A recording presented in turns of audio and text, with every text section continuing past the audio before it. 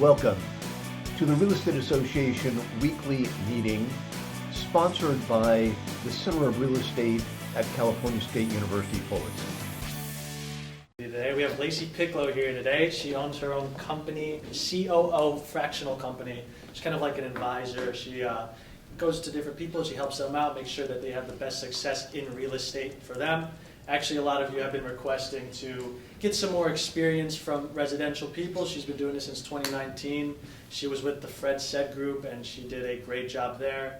And I'm very excited to have you today. So join me in welcoming Lacy Picklo, everybody. Thank you so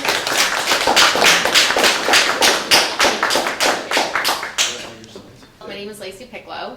I started my company 4 months ago and it blew up.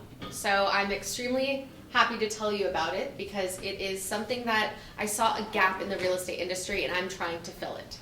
And the fact that it's blowing up, it's proving that there was a gap and I'm excited I'm the one to fill it.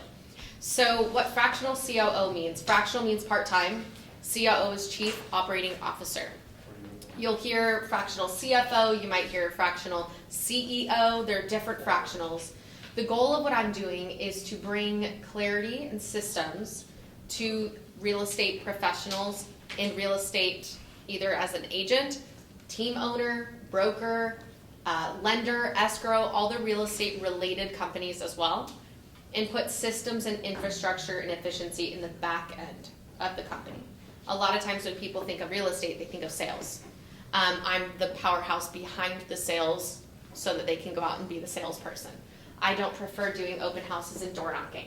I would rather be doing all the administrative tech work in the back end. I have done sales, thought that was where I was gonna go. I have zero interest in doing sales for what I am passionate about. It's not super difficult to get your real estate license. Get your real estate license, ready to go. Handle millions of dollars sometimes worth of money, right? Helping clients as the expert. But there are so many documents, so much compliance, so many nuances to the real estate industry. People who are extremely successful probably first. Just because you're a real estate professional and you have your license doesn't mean that you shouldn't be looking for other types of relationships. And I think it does start now. It starts even in high school. All of a sudden I'm like, wait, somebody does what? So everyone sitting next to you is a relationship. And I'm sure you all know that. So in the real estate industry, you need so many different pieces. You need your lender, you need your go-to escrow, you need your go-to inspectors, you need your go-to mentors, coaches, and operations. So I'm the operations piece, and I'll talk to you a little bit more about what that means. So I'm focusing on delivering strategic planning and a client-centric approach. Every realtor and every business owner wants to run it differently. No one wants to run the same business. That's not the point of running a business, right? So I put systems that actually work and I streamline the back end so that the front end of the company can shine. So for example, when you walk into a restaurant, you talk to the hosts, you might talk to the servers, obviously, coming to your table. That is what I consider the front end. The back end is everything that's going on in the kitchen to make the front end look good. We need to make sure that all of the back end has systems, processes, and structure. If you walked into a restaurant and your server's been attending you and everything, and they're doing a great job, but your food is taking over an hour to get to you, and they're like, sorry, the kitchen's backed up. Okay, so that means there's something going wrong in the kitchen, right?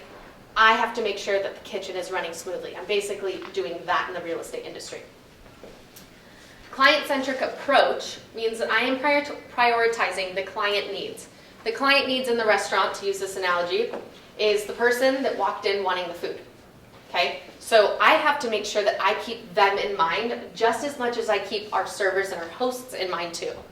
So, and vice versa. The host can't just go and seat the entire restaurant in 5 minutes and everyone is expecting their food to be delivered on time. So we have to work together. There's a lot of communication that has to happen, and there's not a lot of direct communication that can happen while we're in the midst of dealing with serving a client, right? So we have to have the systems and procedures put together in the back end. And then my operational excellence, I'm committed to efficiency in guaranteeing seamless transactions and effective communication with clients. So I'm sure AI, right? There's a lot of AI. I use AI all the time. AI right now, in my opinion, is being abused, especially in the real estate industry. AI is great. You should definitely, you'd be dumb not to use it. But you're also dumb to completely rely on it. You have to be keeping in mind the client and who you're working for and who you're trying to reach.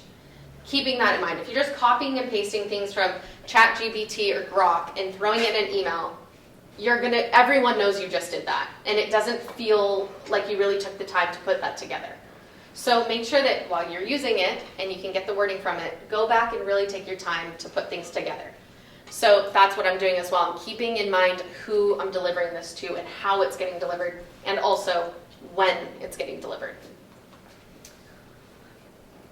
All right. Does anyone have questions so far? Yeah. So trying to influence the cooks, right? You're saying like they slack and then you have to be able to take an action. What's the best motivation for them as a business owner? Like how are you going to present yourself? Like how can you offer them help in a business way? Yeah. So a lot of times it's something where it's new, right? So if I'm bringing in a new system or I'm bringing in a new way we're going to do things, people can be very apprehensive to that, right? So what I have to do is I have to be able to just build it, example it, and then if they're not willing to try it, what was the point of hiring me?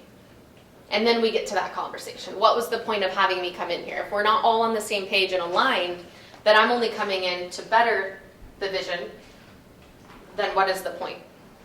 And I have a contract with you, so I'm not leaving. So that's basically how I handle it. You build it, you show it, and a lot of times when I show my systems or I show what I put together and I lay it out, I actually love feedback. So just because I built something doesn't mean that it's perfect the first time. I'll show it to a client and they'll go, oh, what about in this situation, if the CRM and this, it glitches, that's happened before. And I'm like, okay, this is new information to me. So we need a fail-safe in this system. So we're working together to build systems in that way, right? Any other questions? Yeah. So it's almost like a script of how to run the business on the back end? Is that what you're selling? A script? Yeah, like how you should, just procedures, just basic, or is it actual like systems, like as far as technology? So I don't sell tech. I do not sell technology. You don't really sell AI? No. Nothing like that? I utilize it. No, I don't sell AI. I sell myself. I don't sell any sort of tech platform or anything. I'm very familiar with different tech platforms, and I advise clients on what tech platform. So for example, it's a cool car. Thank you. I'll have a client who's using a CRM. I'm going to call it Brivity. That's one of my favorite CRMs. They're using Brivity, okay? They are using Brivity and wanting it to connect to their Instagram for automations coming in through the DMs. They're wanting to send out a deliverable. Well, Brivity doesn't do that. Brivity does something cool that's over here, but if this person's doing this, I'm like, okay, Brivity's not the CRM for you. It's these two other CRMs. It might be Follow Up Boss and it might be Go High Level that might work better for you. And this is why. But if you go that route, you're missing out on this piece. What is more valuable to you? And then we make a decision and I run in that direction and I go implement it. So I'm advising and I'm coaching basically on what type of tech is out there, and that's my job, is to know it and then to be able to implement it and then also Like do it. consulting kind of? I'm consulting and implementing. Okay. Yeah. So Lacy, why don't you tell us a little bit about how you start out in real estate? And Yeah. since a lot of these people are thinking about getting into residential real estate, tell us a little bit about what it's like to be a residential real estate agent and what attracted you to the operations side versus the sales side. Okay. So I was telling you earlier. So my story is I was an Olive Garden server with never-ending everything. And I was like, oh my God. I knew I wanted kids. I knew I didn't want to be in the serving life, right? That wasn't for me. So I started looking at, a real job. I went to a medical office and worked at the front office there. And the fact of sitting in a chair all day, checking in patients, I couldn't do it. It's not for me either. So then everyone told me, like, man, you're so personal. You should be you're so personable. Go to the real estate industry. You'd be so good at it. And I'm like, okay, I'll get my real estate license and I'll go try it. So I got my license. I started just applying to assistant jobs because I still needed income. I was paying rent, had my car payment. I was going to community college at that time because I didn't know what I was doing. So I just went to community college, very scared of debt. I grew up very scared of debt. So I was doing that, paying that off right away. So I fell into this role called administrative assistant. Basically, my job was to make sure the printer paper was there when everyone needed it. We had snacks in the office, and that everything was cleaned up and ready to go. And then I would just do random tasks that were thrown at me. That was in 2019. So it was figure it out as you go also. There was not a lot of training around this. It was just figure it out. And I'm really good at figuring it out. And I worked for Fred Set, who I have mad respect for. Love that guy. He still has an amazing team running, and he's somebody I really admire. So it's 2019, and I've been there for 2.5 months. And the person who was in the director of operations role needed to go on a medical leave of absence. And I had no idea what she did. And I just knew that there was a ginormous whiteboard that was like a whole wall where she would keep track of all the transactions, the agents that were doing it, all the commissions, all of these dates and everything that just looked like a big gibberish wall that could be erased at any moment. And she went on medical leave, and Fred goes, all right, well, you're up. And I didn't know what that meant at all. So I'm in this office by myself, and I have like agents just coming in asking me, when's my contingency removal? When is the close date? Does escrow have the loan documents? I didn't know what any of this meant. So I started just building a system. I started building a log sheet. Everything went off that whiteboard to digital because I was working nights. I was trying to make sure that I had everything ready. And from there, I just started creating systems. Hey, fill out this Google form and tell me this information. Hey, I need this, not just an unexecuted document thrown on my desk. I need you to email it fully executed. So I started to put systems, processes, and standards in place. Agents were very apprehensive at first, including Fred, and I hope he's watching this, including Fred. He thought a Google form was ridiculous. I'm not filling out a Google form. I'm going to tell you the information, and you are going to take the information and do something with it. That's not scalable. So, and I was ripping my hair out doing that. So even with Fred, that's to answer your question, I was like, this is the system we're running with. Otherwise, this is not going to work long term. And the person went on a medical leave of absence because she was running it that way. And it's draining. And you don't know, real estate is ebbs and flows. All of a sudden, we have 5 transactions that just opened today. Tomorrow, we have none. So we have to make sure that everything is scalable and ready for when we hit our high season. So got into that role. When she came back, of course, I stepped back. Things went back to the way they were, and agents weren't happy. People were feeling like, wait, I actually liked the systems. I liked the predictability of what I was going to expect when I filled that Google form out. I liked the feeling that Lacy knew what was happening. If they walked in my office now, I was like, here, there, it's this date. And I knew exactly where it was. So from that, COVID then happened. I thought I was getting laid off. I'm in my Huntington Beach apartment. I'm like, I'm going to be laid off. I'm just waiting for the call. I get the call from him, and he goes, I had to make a financial decision, like many businesses had to. And he ended up letting her go and put me into the director of ops role. So I became the director of operations in less than 6 months of being hired as an administrative assistant. With that, I started running.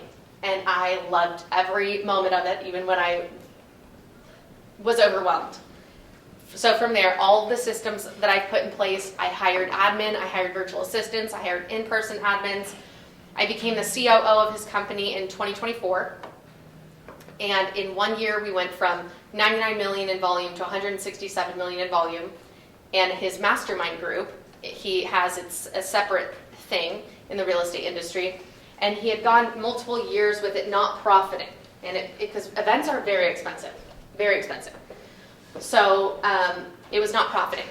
Well, there was a lot of lacking in systems over there, and that wasn't before I was the COO of my department. The second that I got that, I'm like, that is what I need to focus on this year. Got that, and we ended up profiting, which was really awesome. So through that, a lot of people in the industry started to see what I was doing for Fred and were asking me, can I hire you? Can I hire you? Can I hire you? And I was like, no. I didn't know I didn't realize what I was doing, honestly. Like, I did not know that this was such a skill that people wanted.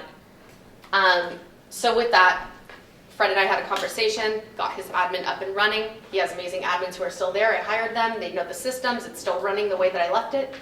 And his team is still scaling. And now I'm able to help multiple business owners in the real estate industry do that. So that is my story, long-winded. So tell us a little bit about your impression of Fred and the business he's built and how he's done that. Fred, he's hilarious. He's one of those guys where once he trusts somebody, he goes all in.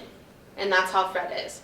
Fred, when you're working hard next to Fred, he becomes family to you.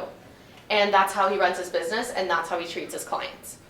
And he's always looking out for the benefit of everyone around him.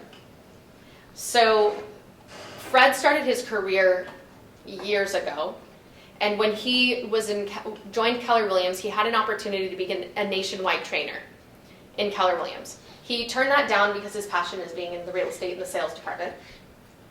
So he continued doing that, and he chose to build a team. He said it himself, he would never advise to build a team the way that he built it, because he fumbled it for a while first and figured it out as he went. So he built his team, and he partnered with a company called Place Inc. That's a prop tech company who owns tons of tech platforms and different things. He partnered with Place because he knew that there was part of that where there was a big scalability and also a partnership with Place. So he did that in 2019 when I joined with him. And Place is one of those companies where they have tons of resources, tons of tech, tons of things. But if you don't have anybody to implement it, it will just sit there. And you are paying 50-50. So that's the piece where having that as an operations person, to have all of the information in front of me, to be able to build it, is truly where Fred, I think his business pivoted, is because he partnered with somebody, and that took a risk for him. But his director of sales has been there over a decade. He has a couple agents just under a decade with him as well. He scaled his team from 5 agents when I started to over 30. And I think his recruiting tactic has changed over the years in how he brings agents to him. His mastermind is something that he's passionate about. He loves to teach and loves to train real estate professionals, so he does that in other brokerages. If you don't follow him on social media, you should. He just started a new social media. It's Ask Fred Said. He has a training, I think, coming up soon, too. But yeah, that's it. So remember that these people here don't really understand anything about Keller Williams. They have no idea what 99 million to 160 million in sales. So just give us some of, because they're wondering, can I make a living? What kind of a living does Fred make? So give us some insights into what you see. And then as you've seen new agents come into either Fred's system or in real estate in general, what's the path that will lead to their success?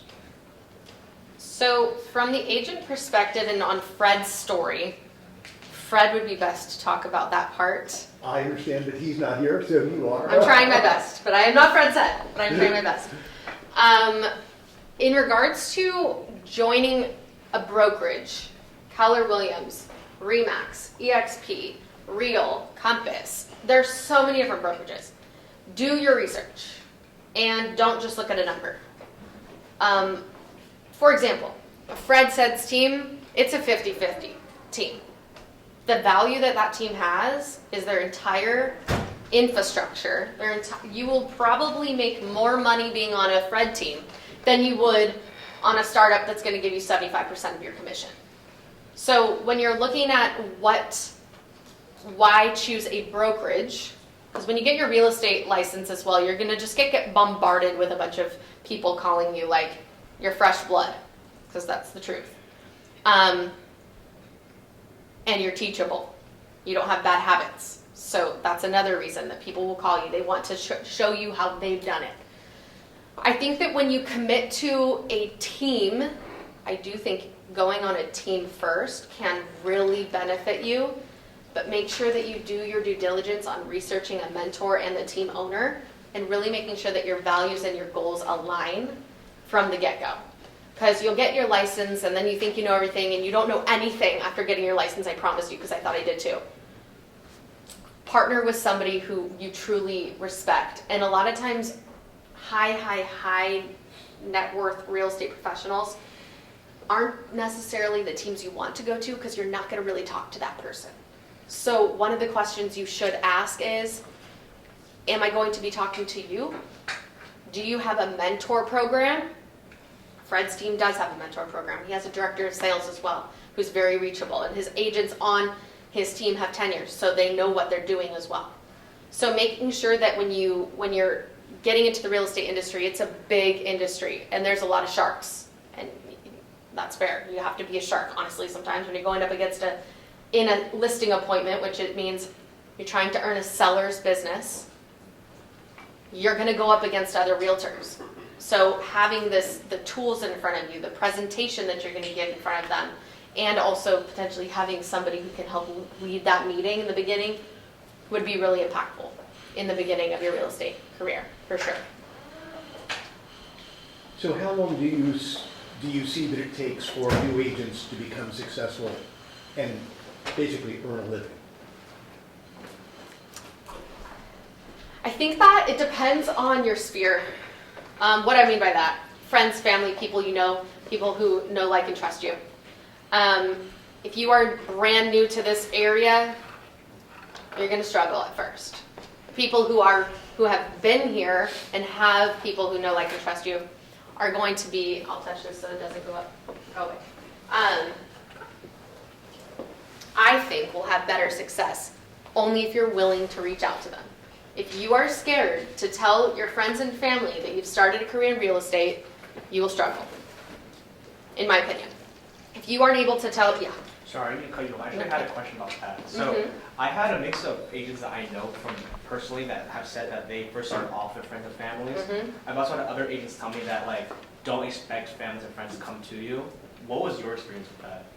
Don't ever expect your friends and family to come to you. Yeah. Because nobody's coming to you. Right. At all. You have to go to them. And that's with anybody. So, for example, I had my real estate license. My parents were my own mom and dad were going to sell their condo and use somebody else because I did not have the experience. That is what was going to happen. And I was like, whoa, whoa, whoa. The reason you're going to use me is because I have an entire team who has more experience than that agent ever will compared to the team that I'm on. So when it comes to the friends and family thing, there are agents who have been successful without reaching out to friends and family, sure. In my opinion, your friends and family know people. You're not expecting it necessarily from your mom, but your mom's friend, your mom's sister, your aunt. It's who you know and who do they know and who do they know and who do they know. It becomes a spider effect. So you have to start with the people that you know. I wouldn't say that on Fred's team too, that was one of the foundations. The first thing you did when you onboarded onto the team was you weren't even allowed to join the team without 200 sphere list. Friends, family, and people you know. 200 sounds so difficult. 200 sounds so hard. You are going to go to the people and tell them you're starting your real estate career. You're going to ask who do they know. You don't have to have full contact information, all that. You need something to start. You are not going to get access to Fred Said's 30,000 lead database and paid leads until you have the guts to call the people around you. And that's how he's ran it. Yeah. So up there on your thing, it says CRM and database. How Yeah. important is a CRM, and when should somebody start building their CRM? Immediately. What was So that? see, immediately, Would you say that louder? right now. All right. Before they're in real estate? You should, so CRM is a client record management system. It does not matter what industry you go to, marketing, lending, operations, real estate agent, it does not matter. If you ever want to keep track of your clients and bring value to people, you need a client record management system, and no, it is not your phone. A lot of the times, people who want to hire me, they could be luxury real estate agents. And I go, what CRM do you use? Oh, well, I pay for it, but I don't use it. Okay, where are all your contacts? Well, they're on a sheet over there. I have an RSVP list from over here. It's in my phone a lot of times. Some people, I just have emails, and it's a disaster. So if you had an event where you could bring everyone together, you're telling me that you couldn't do that? Well, I mean, I could. It would just take a while. To me, if you truly care about what you're doing and the people that you want to serve, you organize them in a fashion and in a way that you can bring value to them whenever you want to. And a client record management system allows you to do that when you're utilizing it. A lot of times, brokerages have them for you. Keller Williams has Command. Real has Lofty. I'm trying to think of another one. Yeah, Follow Up Boss is a big one. Harcourts has Follow Up Boss. A lot of times they come with it. Okay, when you're starting out, just use it. The free one that comes with you being in the brokerage. You don't need a fancy schmancy one. Just use it and keep up on entering contacts in there. First name, last name, email, phone, and address. And keep a rhythm of when did I talk to them last. There's different filters. I'm not going to go into all of that nitty gritty, but when you look at a CRM, you're going to understand that there are ways that you can keep track of when you've communicated with them, how you communicated. Was it an email? Was it a text message? Was it a phone call? Did you leave a voicemail? Did you set an appointment? Do you need to follow up? All of those things can be tracked in your CRM only if you're utilizing it. And that's database. Database means the people in your CRM. So the CRM is the platform. The database are the people in it, or the leads in it. So a lot of these people just went to a BOMA event, Okay. Building Owners and Managers Association, and they met a lot of people Oh, yeah. that may eventually be offering jobs in commercial real estate. Okay. Should they put those people into their CRM? Yes. And they should be tagged BOMA. There's different tags. Okay, so a success story to make it a little bit I'm going to make it more relatable. I had a client on Fred's team, powerhouse agent in San Diego. She is amazing. Her name's Melinda. She's like, yeah, I really want to put an event together to bring value to my past clients and just get in front of them. I'm like, okay, that's cool. What do you and your clients have in common? She's like, well, what do you mean? I've just helped them buy and sell. I was like, okay, but like, what kind of event? Well, I don't know. I could do a movie event. I could do all these different events. And I was like, if any conversation we had, she'd bring her dog up. Like, I love dogs, but she loves her dog. So I was like, hey, do a lot of your clients, because you attract a lot of times who you are. So I'm like, do any of your clients have dogs? And she goes, oh yeah, I've done a dog beach event. And I was like, could you tell me what clients have dogs? And she goes, oh my gosh, I guess, why? And I'm like, I want all, by next week, and she did it.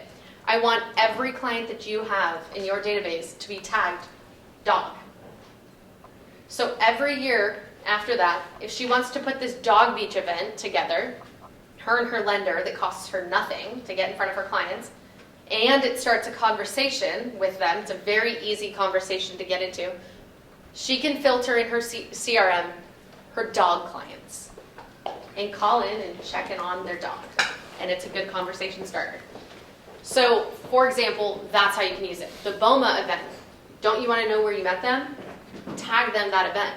Tag even the year, BOMA 2025, because what if you go next year? Or what if there's another one? Put the month in there. Your CRM is yours. You're communicating with yourself and also a potential future admin leverage. So if you are able to tell somebody else the language you're using, it's important and it should be organized. And switching CRMs is not difficult if you have it organized in a CRM. It's a very quick export, it's a very quick import. A lot of times I can't even do an export because it's so messy. I have to clean it first, then export, and then import it in. So, I know Fred's not here, but just since you've been in his operations, give us an idea of what kind of income a realtor like Fred is earning. $500,000 or more. Yeah. I mean, yeah. I mean, he still sells 2 homes a month on average, 2 to 3. And that's just because he has clients just coming to him at this point. He is off on the weekends. He doesn't do open houses anymore. Does not door knock. He does not need to do a bunch of calls. The types of calls he's doing are to his friends, family, and past clients. And those are calls where it feels like you're talking to a friend, because you are. You've done business together. So you're checking in. It's more of a fun conversation. In the beginning of his career, Fred was a cold caller, which terrifies me. I did it as well. But like those calls aren't as fun as once you have the clients and the relationships, right? So cold calling for him is how he started. He would just dial like a maniac and just go, and just help and followed up with people as well. So Fred now is to the point where he's doing that and the transactions are a breeze, right? Mm-hmm. So, what do you think is more important for a new agent? Mm-hmm. Making lots of phone calls or following up? It's always the follow-up. If you make a bunch of phone calls and you're not going to follow up, what was the point of the phone calls?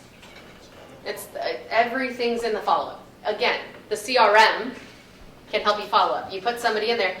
Right now, if I knew, what is your name? What is it? Rose, thank you. Rose, if you told me you went to the BOMA event, I would say, great. Who are you following up with? How many people are you going to follow up with? Did you meet anybody? And if you met somebody, what do you want to say to them? Do you have a plan of action? Do you want to talk to them in, like today, did you tell them you would reach out today? Are you going to follow through on the promise you made that you're going to follow up with them today? Because if you didn't and you call me 3 days later, now I'm going to go, hey Rose, oh yeah, I thought you were going to reach out to me a couple days ago. I know, I got busy. I already don't want to work with you. If you follow up the day that you told me you would, hey, I'm following up with you as promised. I'm really looking forward to connecting with you. Do you have time next Thursday for a coffee? Wouldn't you be more interested in talking with me at that point? The follow-up is the key. And the second you drop the ball on the follow-up, especially the first follow-up, you've got making up to do. And it makes it harder on yourself. If you can follow up right away as promised, and don't overpromise. You don't have to say, I'm going to follow up with you tomorrow.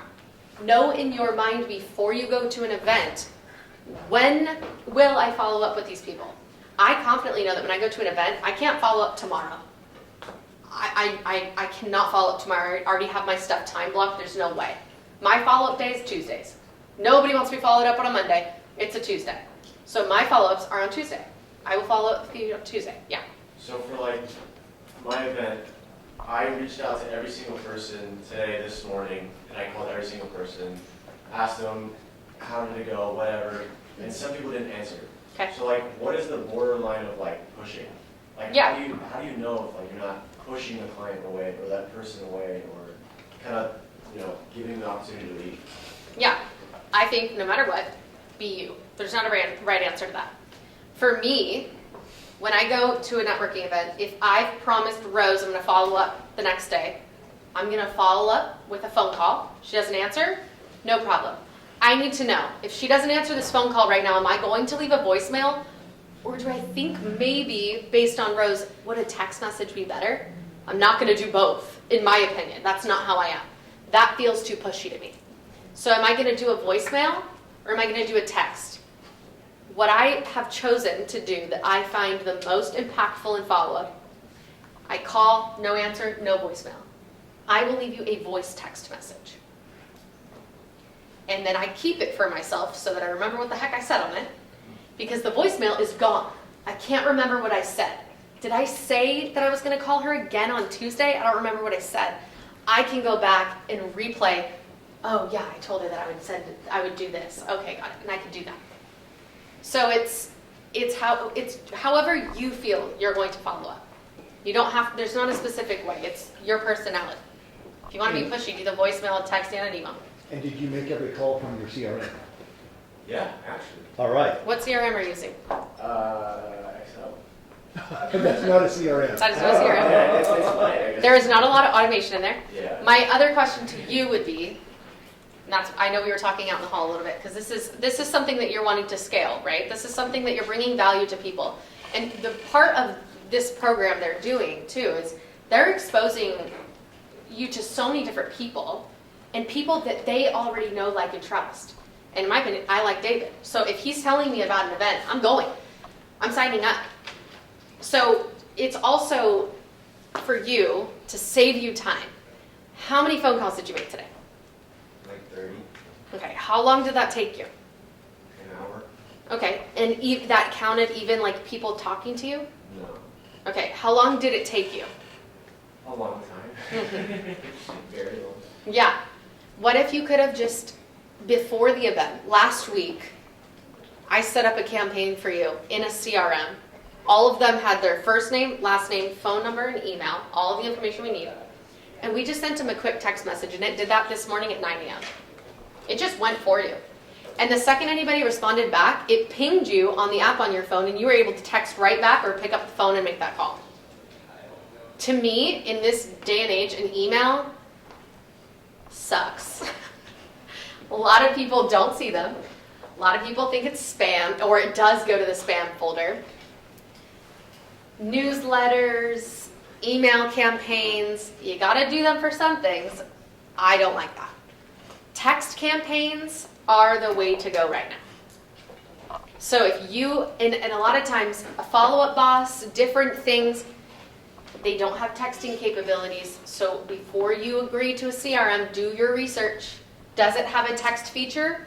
Or are you gonna have to go get a texting company that can then excuse all of the high-level lingo, zap it in to then be able to text. So I'm telling y'all right now, look into the technology you're going to purchase for a CRM. Don't just go get the cheapest one, because if you want to text, that does cost more. If you get the cheapest one and go get, now you have to pay for that and the third party to zap it in. It becomes more expensive. Yeah. What's a good CRM that you recommend It's a- to start out? Like for him, for example, what would you recommend? Whatever's free. But you said not to use the If- not to use the cheap. They aren't Got at it. a company yet. Totally. If you're not a company right now and you want a CRM that can text, Brevity I like because it has it built in to the texting feature, and it's built into the price as well. There's also a lot of marketing features in Brevity as well. I think, in my opinion, right now, the other one that you can use is Textedly. If you're just wanting to text, use Textedly. ConvertKit is okay as well. That does email. You'll have to get a third-party texting, but I have to check the pricing on that to make it make sense, zapping that in. Yeah. Use AI to do research, by the way. I'm hoping all of you are doing that. Don't just Google anymore. Go to AI. It will go to Google. It will go to all the things. Go give me a pricing analysis on the cheapest CRM that has the best texting capability. That would be what I put in. And then go from there. What was the first one again, the recommendation? Brevity. Yeah. Brevity. It's Bribity. Brevity. Yeah. So these departments here are parts of operations, and they all go into any sort of sales industry. You have to have a CRM and database. Then you have marketing, you have transactions department for real estate related, events, and finance. The finance side of that, I don't do finances. I review finances and I look at all the pricing, but I don't do finances. I don't do bookkeeping, which is basically keeping a log of what you're spending monthly. For example, your CRM, a Zoom account, a Canva account. Those are what we call recurring expenses. The miscellaneous expenses are, I went to Starbucks today and got myself a coffee. I spent $45 on gas. Next week I might spend for another $48. They're miscellaneous, they change. Having those things organized from the beginning of your career is so important because you're going to need it for tax season. And you need to be aware in your P&L, which is a profit and loss statement, you need to be aware of what you're spending on everything and what you're earning. Just because you got a commission check for $10,000 does not mean you just made $10,000. Subtract the taxes as best as you can and look at what you spent. If you just sold a listing, how much did you spend on the photos? What did you spend on the flyers? What did you spend on the gas driving around? All of those things. It's great being a business owner though, because a lot of them are tax write-offs, but at the end of the day, you did not net $10,000. So finance is super important and should be always taken into account. And as an operations person, I am always looking at the financials, because if I know that we're gonna run an event, I don't have a $5,000 budget this month. I need to be able to pull, what do we have? What do we have in reserves of the company as well? So finance is super important. You can be rich in real estate, or you can be extremely poor in real estate very quickly if you're spending it on things that don't matter. First thing you should spend your money on, get the license. Find a team that aligns with you, that has clout and experience, and your CRM. If you for whatever reason don't have a free CRM or whatever, your CRM has to be your gold, in my opinion. That's what's going to take you through your career, through your entire lifetime, is your CRM, where your clients live and where they're at. Organized. Any questions so far? Yeah. Is there like a program that like brokers use to look at finances, or is it just like individual like tax purposes? How do they have like a specific program they use? Brokers? Or just any like in the real estate industry? To keep track of their expenses? Like individual, like when it comes to like your tax, like getting taxed. Like say I'm a broker and I want to keep track of all my miscellaneous stuff. Is there a program that you use or? Okay, so to keep track of your financials, QuickBooks is a good one. QuickBooks is a pretty versatile type of technology. A lot of bookkeepers are using that. It's very user-friendly. You can do it yourself in the beginning. QuickBooks is a way to track it, and you can connect it with your business credit card so that it will just pull things in, so you're not having to manually go do that. In regards to taxes, though, you need a CPA. You should not try to do taxes by yourself. And as a business owner, please do not do TurboTax. Please don't do TurboTax. Please don't do that. You will miss out on so many things as a business owner doing TurboTax. If you're a W-2, do TurboTax. If you haven't bought a home, use that. If you've bought a home or done stocks, investing, anything like that, get a good CPA, which is a tax representative. Find somebody through somebody else. Don't just go research. Find somebody, if you're able to connect with, that you know, like, and trust, and that it has their taxes done. Honestly, in this community that David and Katya put together, those people in that room, that's a question I personally will want to be asking, is who's the best CPA that you've ever used? And pay them. It's going to cost you money. for a good CPA, pay them. They will save you money in the long run. They will save you a liability. They will save you getting sued or having to owe thousands of dollars. Just pay the CPA. They earn it. They deserve it if they're good. And if they messed up, it's on them, not on you. So you can go back to the CPA. TurboTax, you're on your own. Yeah. Mm-hmm. So the question that a lot of them were wondering Mm-hmm. is, and this is rather personal, so you don't have to Okay. answer it. Okay. No. But first of all, they want to know how old you are and Love that question. how much are you currently making. I am And are you 5'4". happy with that? I am 29. I have 2 daughters. I have a 2 and a 4-year-old. My husband and I are very close. He works the graveyard shift, and that is my why I started my company. I want financial freedom. When I jumped in off the ledge to business ownership only 4 months ago, I was so scared. That's why I hired Kayla as my business coach. She's absolutely amazing. I am on track right now to make $150,000 right now, and I have a pipeline of several people that I want to work with. My goal is in 1 year to make $250,000, but I think I'm going to exceed it.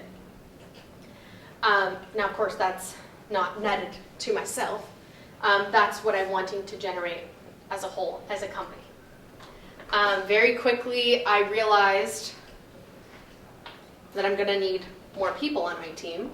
And so I've hired somebody in as an independent contractor, a 1099, where I'm able to contract work to. She's actually my neighbor. She's been in real estate operations for a very long time, and that was very exciting to meet somebody who does operations and has been doing it just as long as I have, but longer in other different industries.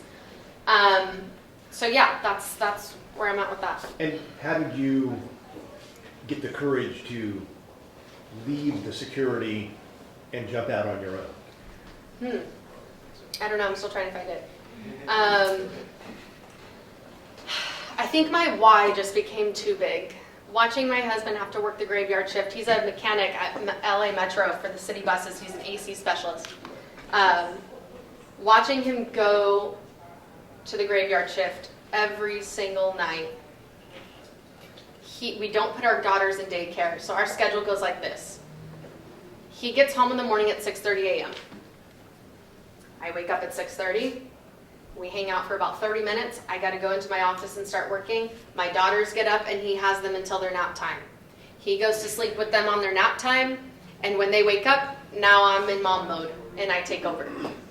And then I put them to sleep and I see him only on his days off.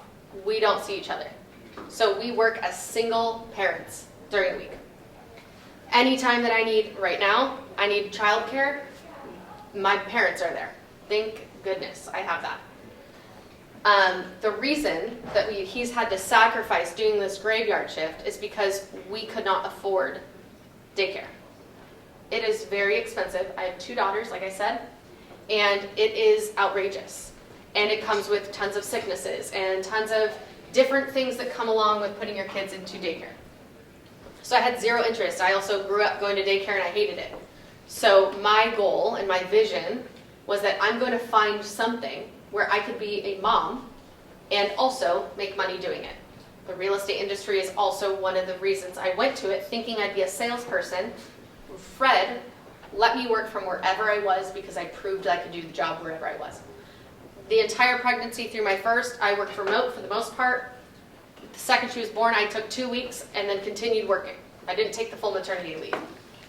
Thank goodness California has maternity leave, but it's not that much. You take a huge hit financially as a woman doing that. So I stayed home with my daughter. I nursed literally while on Zoom, not on my camera. No camera, no camera. FYI. I did all that. I nursed her for a year, which I was very proud of myself. I know it's something that not every woman gets to do, so I was very excited I was able to do that. Went back to work like normal. Husband's still working the graveyard. Had my second daughter. And on this one, I was like, okay, having a toddler, they're 21 months apart. Having a toddler and a newborn, I'm taking the full maternity leave. And that was also because I had earned that new role where I was making a little bit more. So I felt comfortable. My husband and I owned a condo in Aliso Viejo. I bought my first condo when I was 25. How was I able to do that? That was a risk as well, and I chose not to have a big wedding. We got married in a backyard, took all the savings we had, and I put it all into a down payment. It was the scariest time to do it. At that time in the industry, it was COVID. Nobody was doing anything. Well, I was like, this is the time. I'm not going to compete against a bunch of buyers. I'm going to go and get a good deal, which I did on a condo. Fred was my agent. Got my condo. Now I own a home in West Garden Grove, which I love. That's where my parents and that's where I grew up. So I'm right outside of like Huntington Beach, Seal Beach area. And bought a home last November, sold the condo. And my why now, to answer your question, is because I cannot not have my husband in dad mode with me all the time. I want my family to feel like a normal, functioning family. And my kids don't get to see my husband and I parent together except for one day out of the week. So I don't like that, and that's my why. So I was willing to jump off this ledge and bet on myself to do it. And I also am so passionate about what I do. I love what I do. And I didn't realize that people wanted what I did. So that was also when people were like, can you help me, can you? At first I was like, no, I can't do that. And I was like, wait, I can do that. And there's nobody else doing what I'm doing right now in the real estate industry. So I'm excited about it, but it's my why, is why I was willing to take the risk. Yeah. So my question is, like, when you first got your real estate license, did you find it difficult to like get started and kind of get in the flow of things? And if you did, like, how did you get out of it? Like, was there like a year where you were like stuck and like there wasn't anything really happening? Like, how did you get through that? Yeah. Being in sales is all mental. Everything in anything you're going to do, business, ownership, entrepreneur, is all mindset. So in the beginning, you are going to get more no's than you are going to get yeses, and you need to go in knowing that. So if you go in knowing you're going to get a bunch of no's before you get that yes, you're going to get cussed out on the phone, you're going to get hung up on, you just keep going. So in the first year, you need to really time block also when you're going to make calls, when you're going to do your activity, and when you're going to turn it off. I think right now even, as my business is growing quickly, there are times where I have to remind myself to turn it off, and I need to schedule that for myself. I need to schedule, this sounds crazy, but I have to schedule when I'm going to take a shower. I need to schedule when I'm going to play with Play-Doh with my kids. I need to schedule when I'm going to eat my food. So when you go into doing entrepreneur, it can get out of hand really quickly. And if you start spiraling in all you're thinking, trust me, I have an entrepreneur mind too, all you're thinking about is that, you're going to lose yourself in it and you're going to go down quickly. So make sure that when you're starting out, it's going to be hard. Accept the hard and keep going. And keep looking for other people that are doing it better than you and ask questions. Put your pride aside, just ask the questions. No question is stupid, and if anybody makes you feel stupid, they're not a good mentor. They're not somebody that you should even rely on or even take answers from. So that's, to me, it's not necessarily how quick you get up and running, it's the endurance. It's not a race, it's like a marathon, you know? Yeah. Yeah. I want to touch on briefly a few minutes ago how you mentioned you started realizing pretty quickly here that you were getting too busy in your own company. You need to start hiring people. Yeah. I guess I'm wondering if you put yourself in the position of you don't have a neighbor who's in the industry, has done anything like that. You're not part of any club like we are. You don't have any connections through Fred. Yep. How would you go about networking to build a team? Like, how would you go? Like, what's the most rudimentary way that you can go about that you know of building a team for a company of yours? go to any networking event around you that fits into your budget. One of the budget things is building your business is networking. That's part of my lead gen. So if I had zero anything around me, what would I do? Yeah, exactly. Where do real estate agents gather? Who's your audience right now? Who is your audience? Me personally? Yeah. Nobody. Well, if you had an audience. So mine are, my audience is going to be referral partners and then also people who are going to hire me. The people who are going to hire me, are usually at open houses on the weekends. They go to brokers' opens. They're going to go to the OCAR trainings, which is Orange County Association of Realtors. They're going to go to, I find where they're going, and I'm going to show up. That makes sense. So you find, if you don't know your audience, I just go get like In-N-Out or something. But if you need to find your audience, you need to first find what you're good at. Who are you servicing? Where are they? Where are they? Research where they're going. And if you're on a budget, find where they're going to be naturally. Just a lot of times realtors are on the go. They might be at Starbucks. Spark up a conversation with somebody. Let them know, I'm an aspiring entrepreneur. That's what Katya did.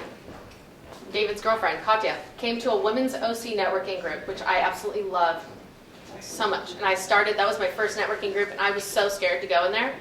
$17 for once a month to go. Everyone in there is a business entrepreneur. I went in there as an employee. And I showed up and I said, I know I want to be a business owner. I don't know what it is yet, but I know what I'm good at. Does anybody want any operational help? And all of a sudden opportunities were like, hey, what do you like in operations? And it was like, oh, well, I like to do this. I know somebody who needs that. I was like, oh, really? And it just started dominoing. But you have to be willing to get out there. That makes sense. Yeah. Thank you. Yeah. Any other questions? Okay. Let's give her a big round of applause. And if you're looking for roles, these are different types of role types. So if you want to get into real estate ops or you're interested, these are types of things that you'll see on Indeed and different types of roles. Thank you, Lacy, so Yeah, much. of course. I know many of us had questions about this too. So. Oh, I also want to offer, if you're interested,